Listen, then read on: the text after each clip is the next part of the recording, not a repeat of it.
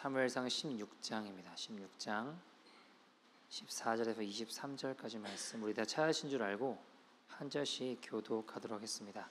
여호와의 영이 사울에게서 떠나고 여호와께서 부리시는 악령이 그를 번뇌하게 한지라. 사울의 신하들이 그에게 이르되 보소서 하나님께서 부리시는 악령이 왕을 번뇌하게 하온즉 원하건대 우리 주께서는 당신 앞에서 모시는 신하들에게 명령하여 수금을 잘 타는 사람을 구하게 하소서.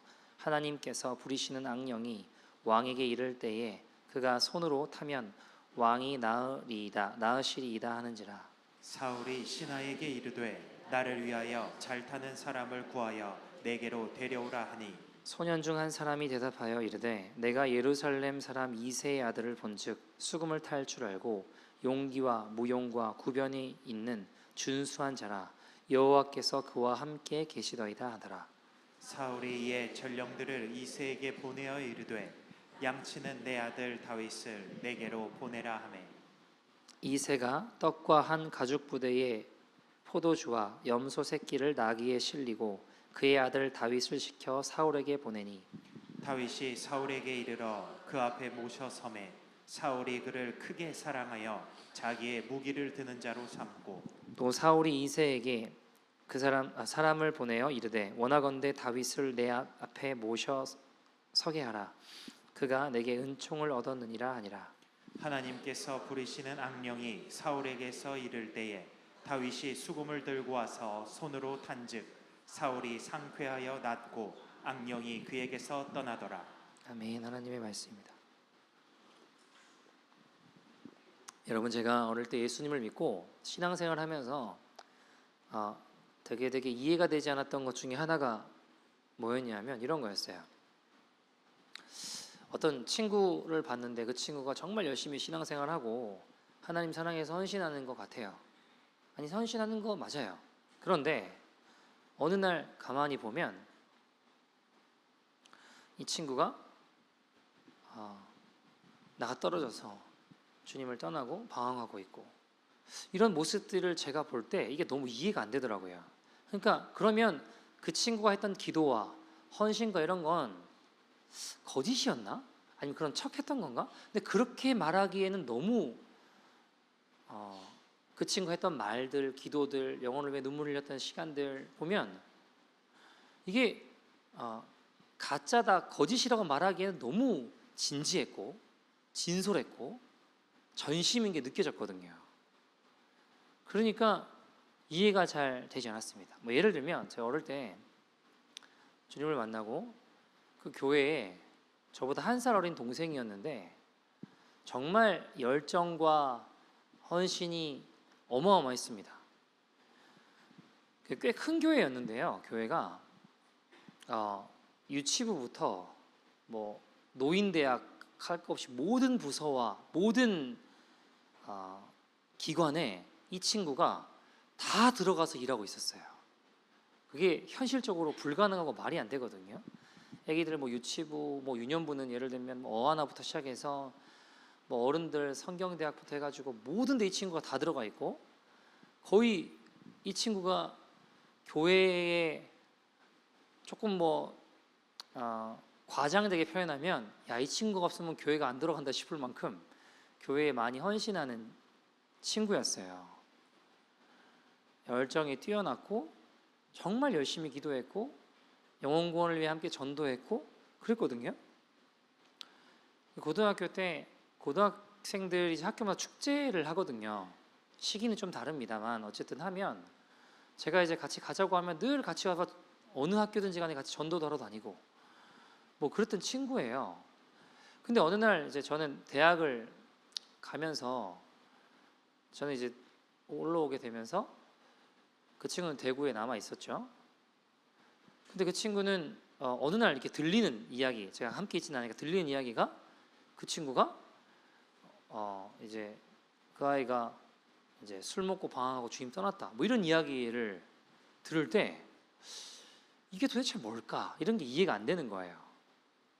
그럼 그 친구만 그랬으면 뭐 그 친구가 말도 안 되지만 어쨌든 그런 척했다 생각해 볼 수 있지만 제가 대학 가서도 C땡땡이라고 하는 선교단체를 이제 거기 들어가서 열심히 뭐 전도도 하고 했었거든요. 근데 같은 지구에 있던 한 친구가, 동기 어떤 친구가 같이 영혼고를 함께 전도하고 막 힘쓰고 막 했었어요. 한 학기, 두 학기 지나고 어느 날 보니까 이 친구가 안 보여요. 그래서 어디 갔냐, 어떻게 됐냐 그러니까 술 먹고 방하고 주님 떠났다라고 하는데 이게 너무 이해가 안 되는 거예요. 그러면 같이 함께 눈물 흘리며 영혼 구원에서 기도했던 순간들이 너무 이해가 안 되는 거죠. 그러면 뭐 청년 때니까 뭐 또 그럴 수 있나? 그러면 사역자는 다른가? 제가 한국에 이제 마가의 다락방에서 사역하고 거기서부터 쭉 사역을 하면서 왔는데 어떤 한 사역자도 전도 엄청 열심히 하고 하루에 기도도 엄청 많이 하고 되게 실력도 연구원도 있고 뛰어난 친구였거든요. 근데 그 친구가 어느 날 보니까 불같이 살았던 그 친구가 나가 떨어져서 세상에 담을 수 없는 욕을 하면서 막 게임하고 있고 막 방황하고 있고 이런 사역자였는데 이렇게 바뀌는 경우들도 봤어요. 그러니까 너무너무 제가 이해가 안 되는 일들이잖아요. 근데 이제 지금 말씀드린 사람들의 공통점을 제가 발견한 게 하나인데 뭐였냐면 제가 말씀드린 이 세 친구들은 정서적으로 스테이블하지 않은 부분이 있었어요.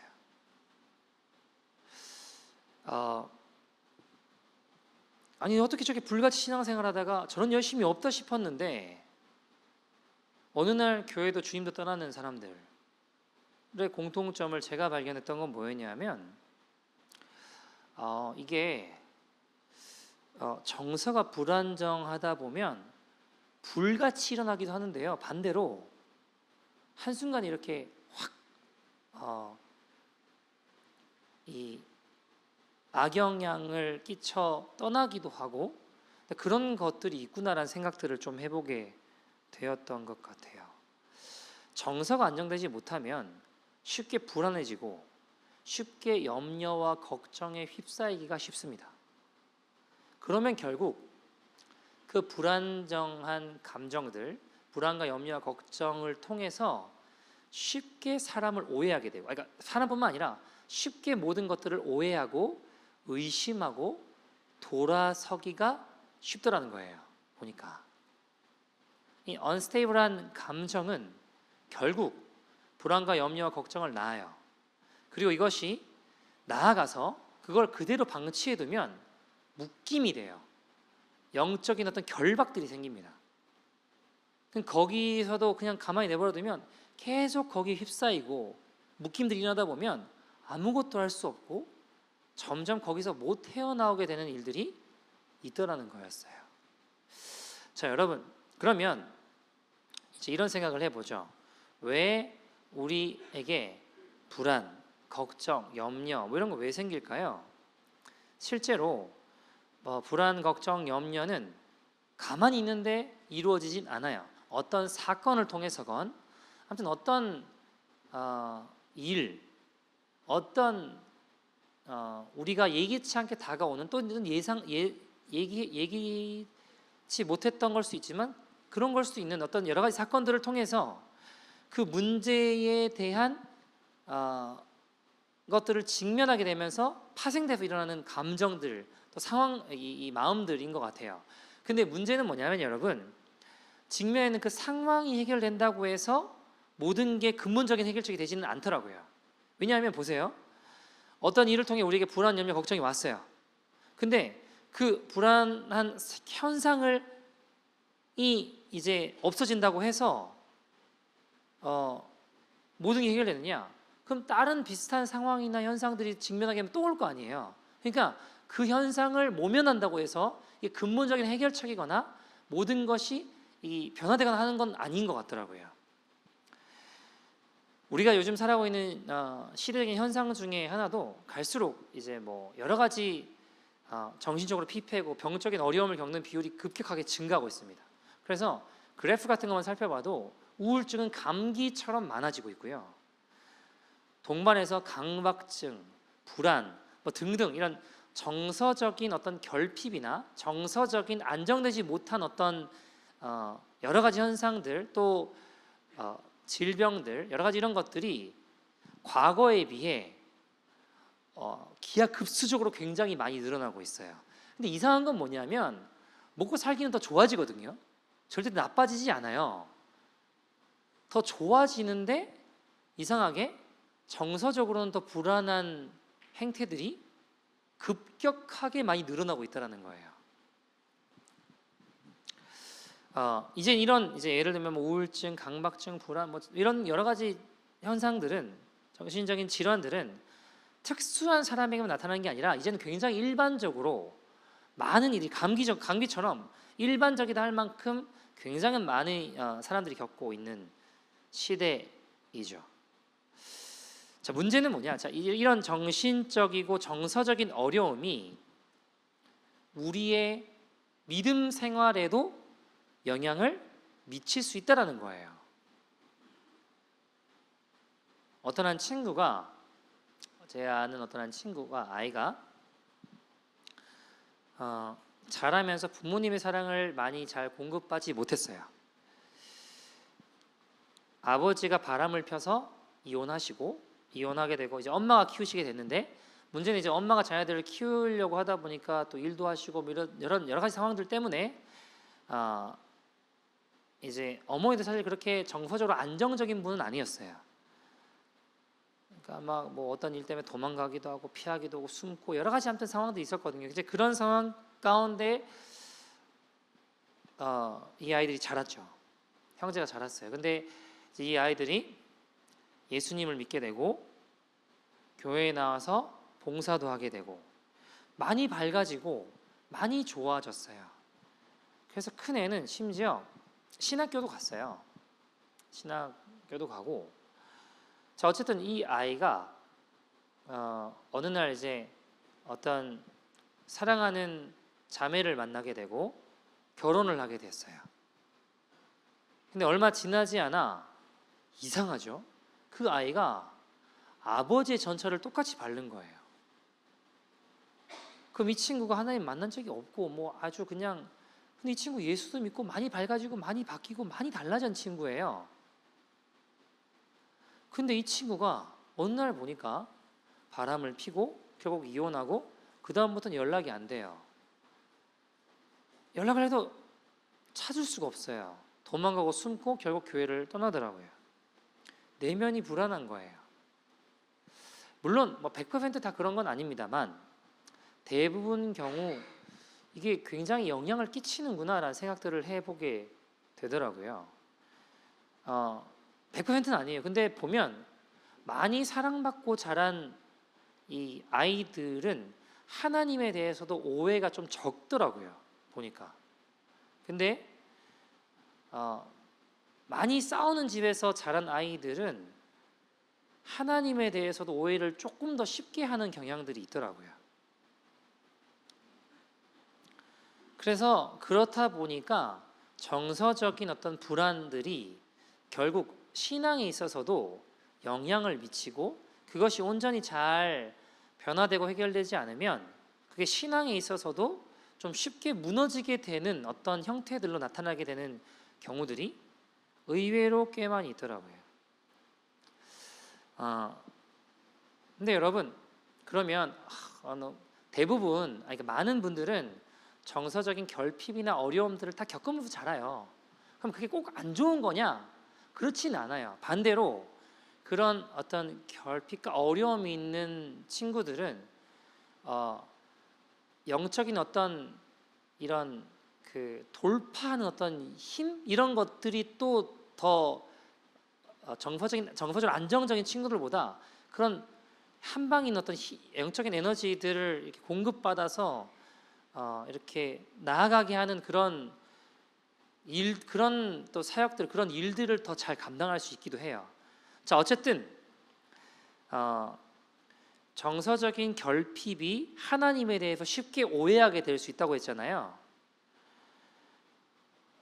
그렇게 자라왔거든요. 내 부모임에도 불구하고 뭔가 내가 잘해야지만 사랑받을 수 있다라고 생각하는 거예요. 그러다 보면 하나님 앞에 나아갈 때도 내가 죄인이고 부끄럽고 부족하면 하나님은 나 같은 사람을 받아줄 수 없어 라고 하나님에 대한 오해를 가지고 하나님께 나아가려고 하지 않게 된다고요.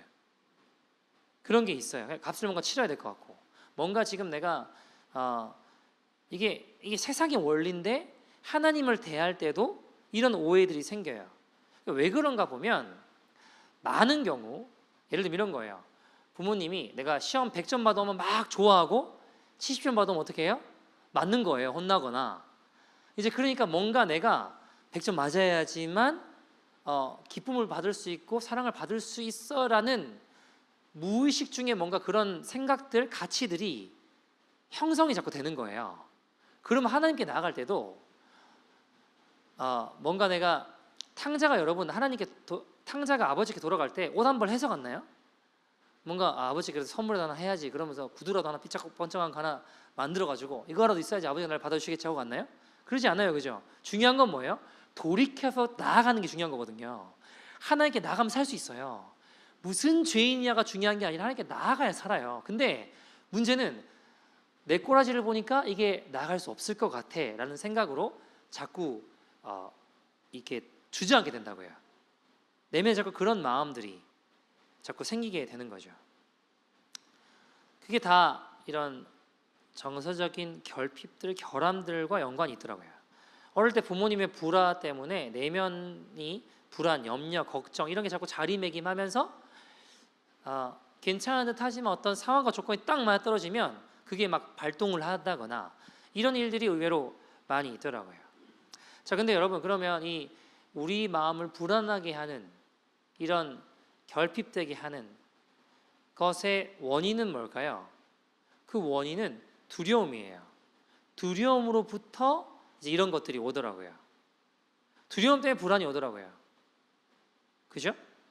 오늘 본문에 보면 사울도 보면 두려움에 잡혀 있어요. 그죠? 오늘 14절 말씀 보시면 본문 14절에 여호와의 영이 사울에게서 떠나고 여호와께서 부르시는 악령이 그를 번뇌하겠다. 그러니까 지금 사단에 의해서 그가 번뇌했다, 괴로워하고 있다라는 거예요. 결국 사울은 왕이잖아요. 지금 한 나라의 왕이잖아요. 모든 것을 다 누릴 수 가졌잖아요. 그러나 주님 떠나시니까 어떻게 돼요? 불안해요. 두려움에 사로잡혀 미쳐가는 거예요. 제가 아는 어떤 목사님이 이상하게 방을 온통 막 어지럽혀야지만 조금 마음이 편하대요. 이상하죠? 너무 깨끗하면 뭔가 불안하대요. 그러니까 조금이라도 뭔가 어지럽혀져 있어야지 뭔가 그게 마음이 편하대요. 그러니까 박 목사님은 그런 거 이제 안 된다, 깨끗하게 치워야 된다 하고 이제 훈련시키실 거 아니에요. 왜냐하면 마귀는 더러운 거 좋아한다. 그러니까 근데 이 친구는 이제 좀 막 어지러워야 마음이 편한 거예요. 깨끗하면 어떻다고요? 불안해지는 거죠. 병이죠. 근데 어쨌든 이 친구가 하나님의 은혜로 지금은 다 극복하고 이겨내고 귀한 이제 그런 이제 귀한 믿음의 길을 잘 가고 있습니다. 내면에 그리스도의 평강이 임하면 어떻게 되느냐? 환경이 어떻든 주위의 상황이 어떻든지 간에 내면에 주님 주신 평안으로 말미암아 안정감을 유지할 수 있습니다. 오늘 이따 그런 이야기들을 어떻게 해야 되나 좀 살펴볼 텐데 여러분 근데 반대로 여담입니다만 반대로 1.1획이라도 1mm라도 깨끗하지 못하거나 정돈되지 않으면 내면이 반대로 불안한 분들도 있어요. 여러분 깨끗해야 되고 정리 잘 해야죠. 그러나 양극단에 있는 것도 마음에 불안과 염려로 가득할 수 있다는 거예요. 여러분 불안, 염려, 두려움에 사로잡혀 있는 사람들 특징을 가만히 살펴보면 가만히 있지를 못해요. 그러다 보니까 뭐라도 해야 돼요. 하다 못해 뭔가 빈 시간이 있고 이렇게 하면 그게 불안한 거예요. 그러니까 유튜브라도 틀어놔야 돼요. TV라도 켜놔야 돼요. 아니면 뭐라도 그냥 시끄러운 소리가 들리든지 어떤 인포메이션을 채우든지 가만히 있지를 못하고 계속 뭔가 유튜브를 계속 보고 있다든가 뭔가 TV를 계속 틀어놓는다든가 이렇게 뭔가 빈 소리들을 채워야지만 그냥 괜찮아 하고 살 수 있는 거예요. 여러분 이게 사실은 해결책이 아니잖아요. 왜요? 안정적이지 못한 마음을 그냥 잠깐 있는 거예요. 뭐 유튜브를 봐서 거기에 빠져 있으면 그 시간 동안은 거기에 빠져 있으니까 안정적이지 못한 마음을 그냥 있는 거지 해결되는 게 아니라는 거예요. 다른 정보들을 채우면서 잠시 시간을 있게 할 뿐인 겁니다. 두려움은 우리에게 믿음의 선택을 자꾸 방해해요. 믿음으로 선택하지 못하게 하니까 어떻게 돼요? 자꾸 불안하게 되는 거예요. 믿음으로 선택해서 말씀을 선택하고 하나님의 진리를 선택하고 하나님의 은혜들을 선택해야지 우리의 내면 세계 질서가 정돈이 되고 변화될 수 있는데 자꾸 그걸 방해하는 거예요. 못하게. 여러분, 두려우면 하나님 말씀대로 가운데로 나오는 게 아니라 자꾸 다른 걸 찾게 해서 결국 더 불안하게 만들어요. 여러분, 유튜브 보고 나면 어때요? 더 불안해지는 거예요, 사실. 요즘 뭐 특히나 더 막 마지막 때라고 유튜브에 이상한 것들도 많은데 보고 나면 더 불안해요. 그렇잖아요. 여러분, 유튜브 영상이 정보가 변함없는 하나님 말씀이 아니에요. 변함없는 건 진리의 말씀밖에 없다고요. 근데 자꾸 뭐 인포메이션 갖다가 뭐 이제 그런 걸로 막 만들어서 거기에 여러분 현혹되면 그게 미혹이라고요. 여러분 보세요. 그게 하나님과 소통하는 기도가 아니잖아요. 주님 앞에 올려드리는 예배가 아니잖아요. 그러니까 자꾸 다른 걸로 채우고 다른 걸로 해결해 보려고 하지만 사실 해결되지 않아요. 풍랑 앞에 선 제자들의 모습 생각해 보세요. 풍랑이 일어나니까 어때요? 불안하죠. 두렵죠. 근데 여러분 중요한 게 있는데 뭐냐면 이 풍랑만 해결되면 돼가 아니에요. 여러분 우리 인생에 한 풍랑이 해결되면 영원히 그 위에 풍랑이 없어요? 다른 풍랑이 오잖아요. 그죠? 그러니까 단순히 눈앞에 있는 풍랑을 해결하는 게 진짜 목적이 돼서는 안 되는 거예요. 눈앞에 있는 현상만 해결해서는 다른 풍랑이 인생에 온다고요. 그것만 이기려고 바둥대서도 내 안에 그 풍랑을 이길 힘도 없어요. 여러분, 믿음의 반대말은 불신앙이 아니고 두려움입니다. 두려움. 풍랑을 맞이한 제자들의 모습 보면 마가복음 4장에 보시면 37절부터 이제 막 물결이 일어나고 제자들이 정신을 못 차리고 힘들어하고 막 그래요. 그래서 예수님 막 깨워요. 38절에 예수님 깨워가지고 예수님을 죽게 됐다고 돌아봐 달라고. 그러니까 39절에 예수님이 바다를 꾸짖으세요. 바다가 잠잠해져라 하니까 잠잠해졌어요. 그 40절에 이렇게 말씀하세요. 이에 제자들에게 이르시되 어찌하여 이렇게 무서워하느냐, afraid 하느냐라고 두려워하느냐 하시거든요. 너희가 어찌 믿음이 없느냐 하시니. 믿음이 없다는 건 뭐예요? afraid 한다는 거예요. 이 말씀을 근거로 봤을 때 믿음이 없는 자들에 대해서 이야기하시는 게 너희가 이렇게 무서워하느냐? 왜 afraid 하냐? Why are you so afraid? No faith 한 자들은 afraid 하는 자들임을 알 수 있어요. 그러니까 믿음의 반대말은 불신앙이 아니라 두려움이에요. 그럼 왜 두려워할까요? 두려움은 어디서 오는 거예요? 자, 여러분 정서적인 불안은 두려움에서 온다고 했어요. 그죠? 정서적인 불안정은 두려움에서 온다고 했어요. 근데 이 두려움은 어디서 오는가 보면 첫 번째 잘못된 자기 사랑에서 와요. 내면에 깊이 들어가 보면요. 어떤 마음이 있는 거냐면 그 두려움은 왜 두렵냐면 지금 내가 가지고 있는 거, 내가 누리고 있는 거 이것을 빼앗길지도 모른다라고 하는 그 두려움, 내 것을 잃어버릴 것 같은 그것 같은 거, 거기서부터 이제 내가 지금 가지고 있는 거를 사랑하고 있어요. 이걸 빼앗기면 안 돼 하는 것으로부터 두려움이 온다고요.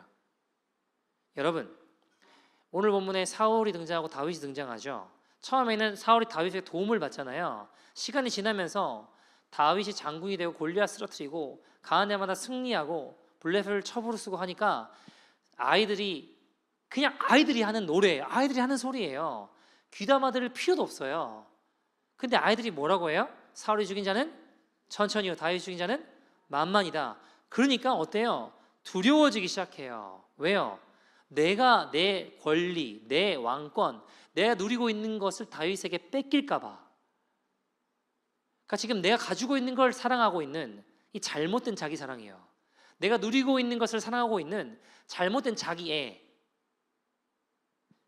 그러니까 쉽게 말해 자기 부인이 안 되고 자기 포기가 안 되는 거예요.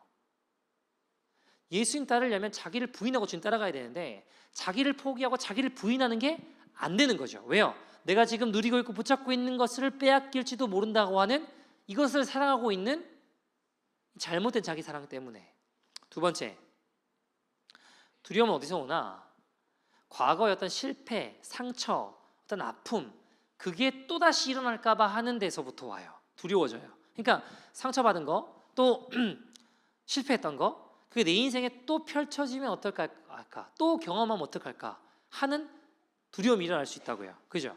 여러분, 그 코끼리 말뚝 받는 거 아시죠? 코끼리, 새끼 코끼리가 처음엔 힘이 없잖아요. 그 말뚝을 이렇게 발에 묶어서 딱 박아놓으면 처음에 막 빼려고 하면은 안 빠지잖아요. 그죠? 근데 나중에 그게 계속 그러다가 안 되는 것을 깨닫고 나면요, 얘가 나중에는 몸이 막 엄청 커지고 힘이 장성해서 사람 밟으면 죽일 수 있을 만큼 커져도, 힘이 세져도 말뚝 딱 박아서 발에 묶어서 딱 박으면 움직일 생각 안 한대요. 못 빠져나올 거라고 믿는데요. 과거에 안 됐던 실패했던 경험이 커버도 영향을 미치는 거죠. 자라고도 영향을 미치는 거죠. 여러분, 이게 결국 우리 안에도 말뚝을 뽑지 못하고 두려워하게 만드는 것들이 있어요. 또 내가 그 어려움들, 그 상처들 또 겪으면 어떡하지 하니까 두려워지기 시작하는 거죠. 그게 결국 정서적인 불안정함으로 끌고 가더라는 거예요. 그리고 그것이 또 신앙에도 영향을 미칠 수 있다는 거죠. 그러니까 이 모든 것들을 우리가 주님 안에 잘 해결해야 되는데, 자, 그러면 불안, 염려, 두려움, 이 정서적인 불안정에서 우리가 어떻게 하면 승리할 수 있고 우리가 어떻게 하면 변화될 수 있는가, 이게 중요한 걸 거 아니에요? 첫째, 23절 말씀 보시면 오늘 본문에 이렇게 이야기해서 같이 읽어볼까요? 시작. 하나님께서 부리시는 악령이 사울에게 이를 때에 다윗이 수금을 들고 와서 손으로 탄즉 사울이 상쾌하여 낫고 악령이 그에게서 떠나더라. 사울이 불안해할 때 다윗이 나타나서 어떻게 하는 거예요? 하프를 키면서 찬양했어요. 그때 악신이 떠나갔습니다. 악령이 떠나갔습니다. 여기 중요한 게 있는데, 자, 여러분, 찬양 한 번 한다고 다 끝날까요? 찬양할 때 막 불안하고 두려웠어요. 찬양했는데 마음이 평안해졌어요. 예를 들어서, 자, 그럼 다시는 우리에게 불안과 두려움이 찾아오지 않을까요? 아니죠. 또 찾아올 수 있습니다. 사울은 그 후에 어때요? 다시 불안해해요. 두려워해요. 파괴적인 본성이 또 나와요. 그래서 여러분, 우리가 불안할 때 지속적으로 불안에서 자유하려면 그때마다 찬양을 해야 돼요. 그때마다 여호와를 높이고, 그때마다 하나님의 도우심을 구하고, 그때마다 여러분, 찬양은 곡조 붙은 기도예요. 곡조 붙은 기도. 우리의 기도가 찬양으로 나올 수 있다고요.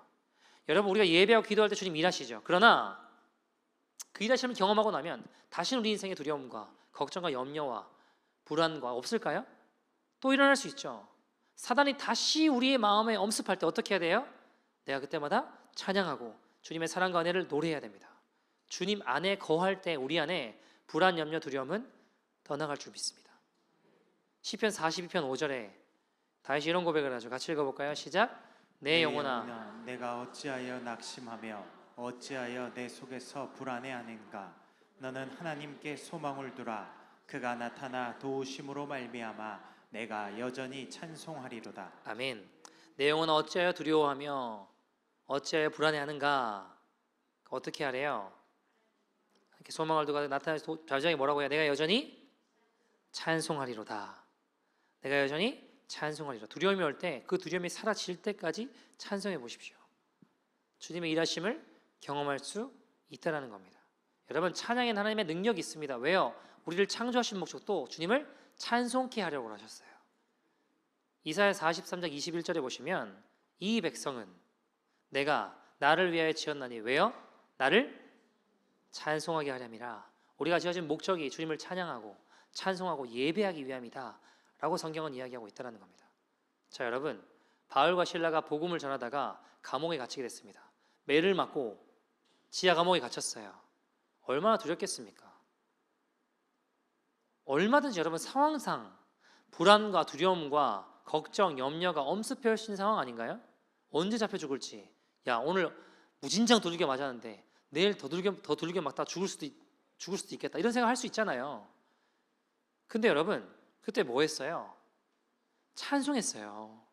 그때 지진이 일어나 감옥 문이 열리고 새해를 행하신 하나님의 능력을 맛봤다고요. 하나님만 하실 수 있는 일들을 경험했다고요.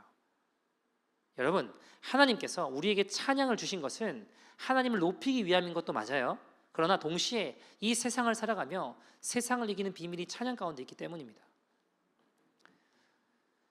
노벨상 수상 작가인 펄벅이라는 분이 계신데요. 그분이 어릴 때 부모님을 따라 중국에 선교사로 갔대요.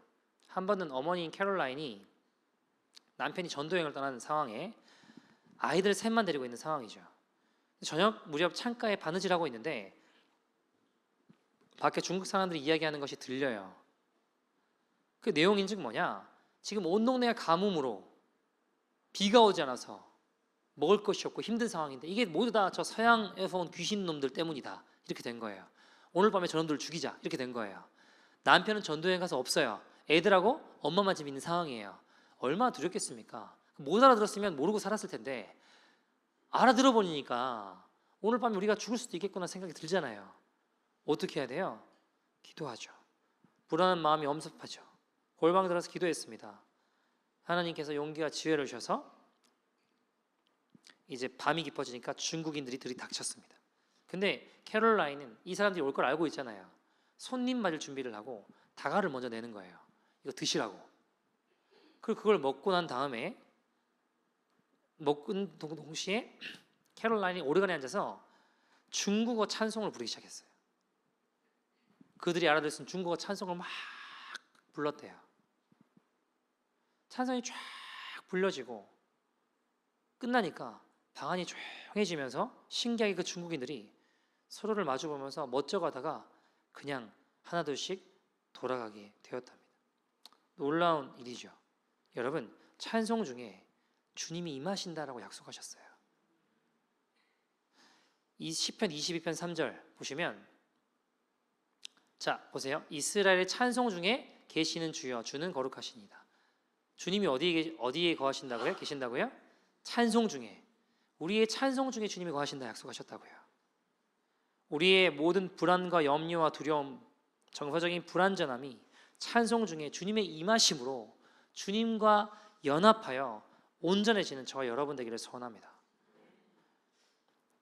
두 번째, 불안, 염려, 두려움, 정서적인 불안정에서 우리가 승리할 수 있는 방법. 두 번째, 말씀의 다스림을 받아야 됩니다. 말씀이 임할 때 우리가 승리할 수 있어요. 여러분, 말씀에 하나님의 능력이 있어요. 다른 것으로 변화되지 않아요. 우리의 감정, 우리의 생각은 늘 바뀌어요. 가변하잖아요. 영원히 변함없는 건 하나님 말씀밖에 없다고요. 그러니까 변함없는 말씀을 붙잡아야 변함없이 굳건해진 하나님의 사람으로 바꿔갈 수 있는 거예요. 여러분, 여호수아 14장에 보면요, 어떤 내용이 나오냐면 갈렙이 이제 땅 분배하고 전투 치르고 막 들어올 할 때 갈렙이 어디를 구하냐면 헤브론을 구해요. 헤브론. 근데 헤브론은 아낙 자손들, 막 거인들, 그러니까 사람들이 싸우면은 너무 힘들고 두렵고 죽을 것 같은 그런 사람들이 거하는 곳이에요. 그러니까 사람들이 다른 지파들은 다른 사람들은 꺼리는 곳이었어요. 분배를 해야 되고 싸워야 되고 하는데 거기는 안 가고 싶어. 약간 이런 느낌. 근데 누가 구하는 거예요? 갈렙이 구하는 거예요. 우리 그거 되게 유명한 찬양 있잖아요. 이 산지를 내게 주소서. 그거 누가 하는 거예요? 갈렙이 85세 나이인가 그 이야기를 하는 거예요.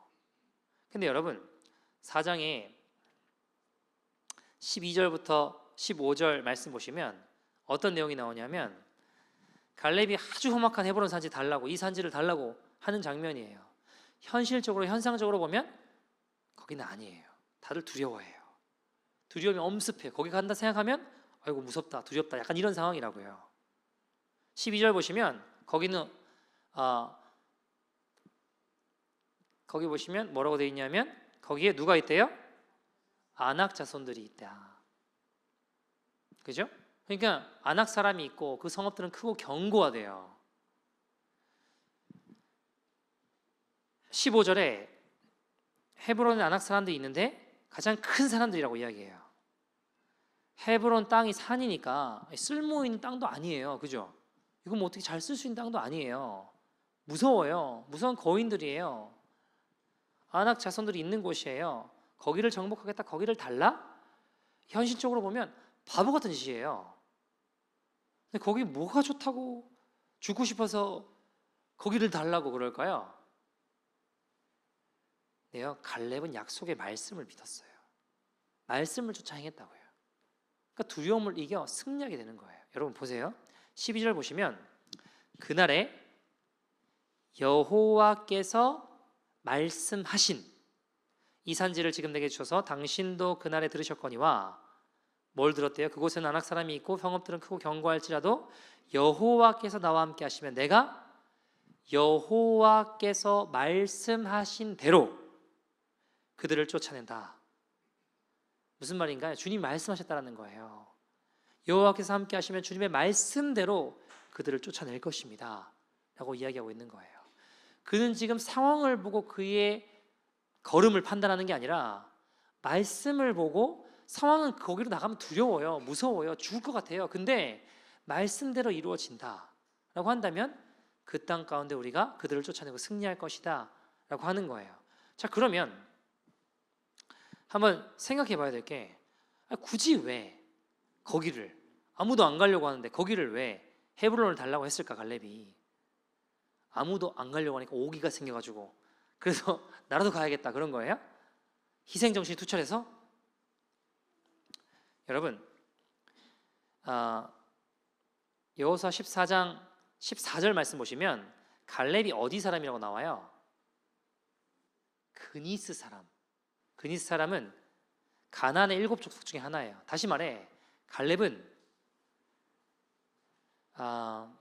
이스라엘 사람이 아니에요. 갈렙은 다시 말하면 7 족속 중에 하나인 그니스 사람이에요. 그러면 거기로 가면 자기 족속들과 자기 민족들과 싸워야 되는 상황인 거예요. 쉬운 상황이 더 아니에요. 여러분 이스라엘 백성이 430년 동안 노예 생활하고 40년 동안 광야 생활하고 지금 470년 넘게 지난 시점에 모든 게 다 변했지만 근데 가장 이스라엘적인 요소가 남아있는 땅이 어딘지 아세요? 헤브론이에요. 왜요? 그래서 갈렙은 거길 달라고 하는 거예요. 내가 거길 들어가겠다고 하는 거예요. 왜요? 창세기 24장 19절 말씀 보시면 거기에 우리 조상들이 거기다 묻혀 있거든요. 같이 읽어볼까요? 시작. 그 후에 아브라함이 그 아내 사라를 가나안 땅 마브레 앞 막벨레 발구를 장사하였더라. 마브레는 곧 헤브론이라. 마브레가 어디래요? 헤브론이래요. 누가 묻혀 있어요? 아브라함, 사라, 이삭, 레아, 야곱이 묻힌 곳이 그곳입니다. 이스라엘 사람들은 알까요? 모를까요? 다 알아요. 다 알아요. 근데 안 가요. 왜요? 무서우니까, 두려우니까, 가면 죽을 것 같으니까. 가장 강한 아낙 자손이 적으로 있으니까 현실적으로 무섭고 두렵고 힘든 거예요. 가나안 들어가기 전에 어땠는지 아세요? 저 할례 받지 못한 이방 저주받을 민족들 우리가 정복해야 돼. 저놈들은 죽어야 돼. 우리가 들어가 싸워야 돼. 이겨야 돼. 하나님 모르고 우상 숭배한 더러운 민족들 하나님이 다 심판하셔. 그렇게 말해놓고 막상 딱 들어오니까 어때요? 아무리 하나님의 약속이 있어도 하나님의 말씀이 있어도 안 가요. 왜요? 두려우니까. 왜요? 죽을 것 같으니까. 왜요? 무서우니까. 불안해지는 거예요. 저리 갔다가는 나는. 근데요 갈렙은요 가겠다는 거예요. 내가 거기 가겠다는 거예요. 갈렙이 더 말하기 힘든 상황이에요. 사실은. 왜요? 그니스 사람 자기 민족이에요. 그 땅에 들어갔을 때 갈렙만 어디를 구해요? 헤브론을 구해요. 그러면 갈렙이 진짜 원했던 건 뭘까요? 헤브론은 땅일까요? 산지인데 별로 쓸모없는 땅인데 갈렙이 진짜 원했던 건 그 하나님의 약속의 말씀이 이루어지는 것, 그 땅에 묻혔던 아브라함과 이삭과 야곱과 함께 하셨던 그 하나님, 그 하나님의 말씀이지 않을까요? 어쩌면 이랬겠죠. 아브라함, 저는 당신과 피 한 방울 섞이지 않은 이방인입니다. 이삭, 야곱, 나는 지금 하나님이 진멸하시려고 하는 그니스 사람입니다. 근데 내가 헤블론을 구하고 싶습니다. 내가 헤블론을 얻기를 원합니다. 그러니까 정말 원했던 건 그 땅이 아니라 그 땅에 묻혔던, 그들과 함께 하셨던, 아브람과 약속하셨던 그 약속의 말씀을 붙잡고 살았던 그 믿음의 조상들의 그 하나님이지 않을까요? 그 약속하셨던 그 약속의 말씀이었습니다. 아브람과 이삭과 야곱이 경외했던 그 하나님, 경외하는 그 믿음이었던 것 같아요. 그 함께 하셨던 하나님을 구하고 있는 겁니다. 여러분, 그냥 충동적인 게 아니에요. 민수기, 여호수아의 갈렙이 해변을 구했던 것이 나옵니다.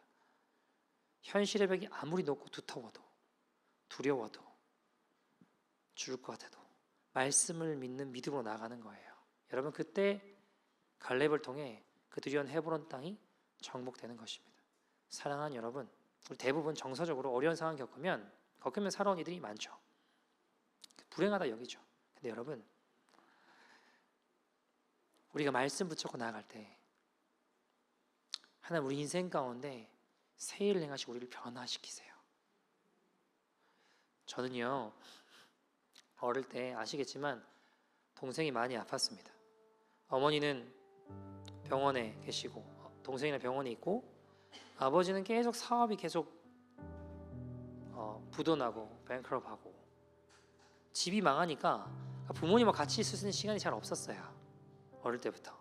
그러니까 제 기억에 제가 그레이드 3일 때 동생이 백혈병이었거든요.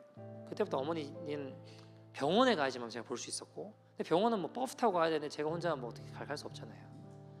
아버지는 열심히 사시는데 자꾸 사업이 망했어요. 집도 경매 넘어가고 사업도 망하고 빚쟁이들 전화 오고 뭐 여러 가지 일들이 있었죠. 그러다 보니까 아버지도 잘 못 만났어요.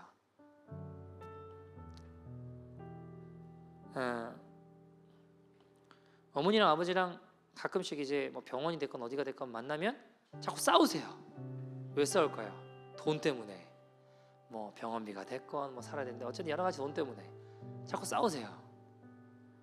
그래서 그놈의 돈이 뭔지 잘 모르겠는데 참 사람이 힘들게 하는 건가 보다. 그런 생각 어렴풋하게 했던 것 같아요. 그러니까 제일 싫었던 것 중에 하나는 친구들이랑 밖에서 막 뭐 얼음땡을 하건 땅 따먹기를 하건 놀다가 해가 질 때 친구 부모님들이 친구들 다 부르잖아요. 그 전 불러줄 사람이 없더라고요. 아무도 저를 불러줄 사람, 집에 아무도 없으니까 친구들이 하나둘씩 저를 떠나서 집으로 갈 때 그때 참 힘들더라고요. 마음이. 좀 더 놀자. 야, 좀 더 이따 가면 안 되냐. 그랬던 것 같아요. 지금 생각해 보면.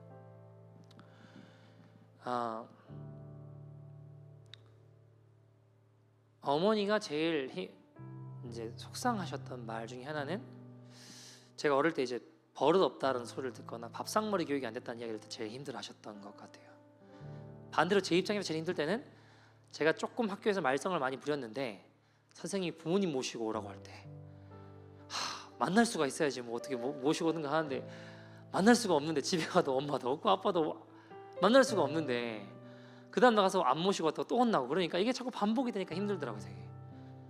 그러니까 정서적으로도 이렇게 분노도 많고 화도 잘 났었던 것 같아요. 되게 친구가 막 누가 놀리고 그러면 막 과도칼 들고 죽이겠다 그러고 막 이랬으니까 그만큼 내면엔 분노도 많았던 것 같아요. 근데 여러분, 그러다가 이제 주님을 만나게 됐어요. 세상 모두 다 너를 떠나고 너를 버려도 난 너를 버리지 않는다. 주님의 약속들이 제 안에 들어오기 시작했어요.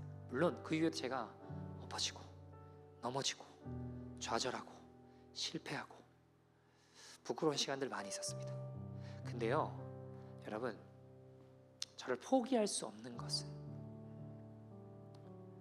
주님이 저를 포기하지 않으시니까. 내 모습이 아무리 부끄럽고 초라해도, 세상 모든 너를 떠나고 너를 버린다고 해도 난 너를 버리지 않아. 약속된 말씀이었어요. 하루는 제가 죄짓고 방황하고, 야, 나 같은 인생은 안 되는가 보다. 왜 이렇게 안 될까? 무너진 제 모습 보면 좌절한 마음들이 들어서 불안과 두려움, 염려가 엄습해오고 나는 안 되는 놈인가 보다. 이제 기도조차 안 나오더라고요. 그때는 나는 이제 안 되는 놈인가 보다라는 결론이 제 안에 그냥 쓰면서 나는 이게 어떻게 해보려고 해도 못 벗어나는 인생인가? 안 되는 건가? 죽을 것 같은 괴로움들, 기도조차 나오지 않는 마음들, 해도 안 되는 죄인인가 보다. 그래서 다 포기하고 끝내려고 하는 그 순간 제 내면 깊숙한 곳에 들려오는 찬양의 곡조가 있었어요. 그게 뭐였냐면 은혜 아니면이라는 찬양. 어둠 속에 매던 내 영혼 갈 길 몰라 방황할 때 제 모습인데 주의 십자가 영광의 그 빛이 나를 향해 비추어 주셨네. 그 뒤에 우리 한번 보면 주홍빛보다 더 붉은 내 죄. 해도 안 되는 죄인인데 그리스도 예수로서의 피로 씻겨 완전한 사랑 주님의 은혜로 새 생명 주께 얻었네. 우리 어머니 그러죠. 은혜 아니면 나 서지 못하네. 십자가의 그 사랑 역 아니면 나 서지 못하네. 그 창이 마음속에 들리더라고요. 그래서 주홍빛보다 더 붉은 내 죄지만 어둠 속에 헤매는 내 영혼이지만 주님 나 은혜 아니면 살 수 없다고 목청이 터져나갈 듯이 막 불렀어요. 그 찬양을. 하나님 은혜 아니면 나 살 수 없습니다. 해도 안 되는 죄인이지만 또 불안하고 두렵고 엎어지고 넘어지는 내 인생이지만 그러나 주님이 나 포기하지 않으시니까 그 말씀이 있다면 나 오늘 다시 일어나 주님 향해 나갈 겁니다. 거의 울면서 찬양 불렀던 것 같아요. 그래 주님의 은혜 아니면 내가 살 수 없지. 그 은혜 아니면 내가 살 수 없지. 주홍빛보다 더 붉은 내 죄 예수 그리스도의 피로 씻겨 그 은혜가 주님의 그 십자가 영광의 빛이 나를 불러주시는구나. 그래 내가 엎어지고 넘어져도 갈 곳이 주님밖에 없지. 그때 우리 예수님 보이더라고요. 주님을 보니까 불안과 두려움과 염려가 사라지고 주님 제 안에 다시 일어나 소망을 주시더라고요.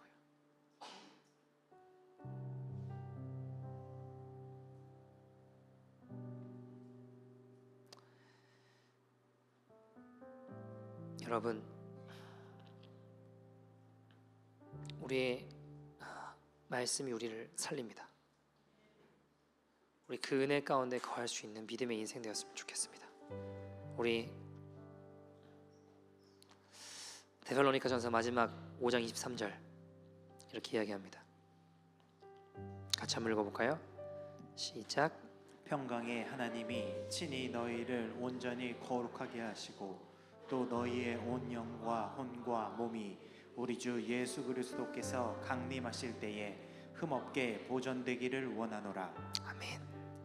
여러분 평강의 하나님 우리를 거룩하게 하신대요.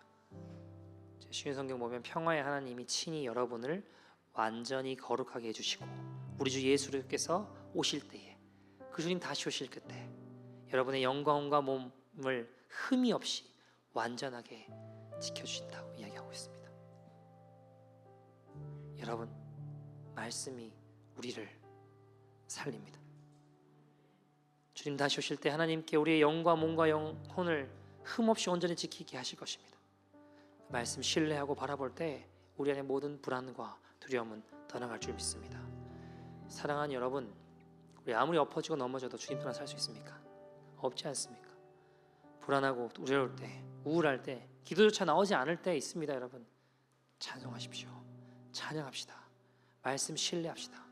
그 말씀이 우리 가운데 임할 때 주님이 우리의 영과 혼과 몸을 온전히 새롭게 하실 것입니다. 그 은혜의 주인공 되는 저와 여러분 되기를 소원합니다. 우리 함께 이 찬양하고 기도했으면 좋겠는데요. 모든 상황 속에서 주를 찬양할지라. 함께 찬양하죠. 모든 상황 속에서 주를 찬양할지라. 주를 찬양할지라. 주는 너의 큰 상급, 주는 너의 큰 상급, 큰 도움이시라, 큰 도움이시라. 주의 얼굴 구할 때, 주의 얼굴 구할 때, 주의 영을 부사. 크신 사랑 안에서 주를 보게 하소서. 크신 사랑 안에서 주를 보게 하소서. 주를 보게 하소서. 내 영혼이 확정되고 확정되었사. 믿음의 눈 들어 주님을 바라봅니다. 주의 약속하신 말씀을 바라봅니다. 내 영혼이 확정되고 확정되었사오니 믿음의 눈 들어 주를. 다시 한번 찬양합시다. 모든 상황 속에서 주를 바라볼지라, 주를 찬양할지라. 모든 하나님, 불안과 염려와 두려움이 엄습해올 수밖에 없는 우리의 상황들 가운데 하나님, 내가 주님을 바라봅니다. 주님의 신실한 약속의 말씀을 신뢰하며 그 말씀을 바라봅니다. 주는 너의 큰 상급, 주는 너의 큰 상급, 큰 도움이시라, 큰 도움이시라. 주님을 찬양할 때, 주의 얼굴을 구할 때, 주의 말씀이 오늘 우리의 영혼들을 변화시키며 우리를 모든 두려움에서 건져내며 우리를 새롭게 하는 능력임을 믿습니다. 주의 영을 부 예수 그리스도의 크신 사랑 안에서 우리 주님을 보게 하여 주시옵소서. 크신 사랑 안에서 주를 보게 하소서. 주를 보게 하소서. 내 영혼이 확정되고 확정되었사오니, 내 영혼이 확정되고 확정되었사오니 믿음의 주를 바라봅니다. 내 영혼이 확정되고 확정되었사오니 믿음의 눈 들어 주를. 내 영혼이 확정되고 확정되었사오니, 네, 하나님, 내가 주님 안에 내 영혼이 확정됐음을 믿습니다. 믿음의 눈을 들어 주님의 약속의 말씀을 신뢰하고 하나님, 오늘 우리 인생 가운데 주의 약속의 말씀이 임하기를 소원합니다. 우리가 주님을 찬양합니다. 주님, 오늘에서 우리 가운데 역사하시고 말씀하시고 인도하시고 세일을 행하여 주옵소서. 우리 다같이 들으신 말씀을 기억하시면서 우리 주의 이름 세워 부르고 동성으로 기도하겠습니다. 주여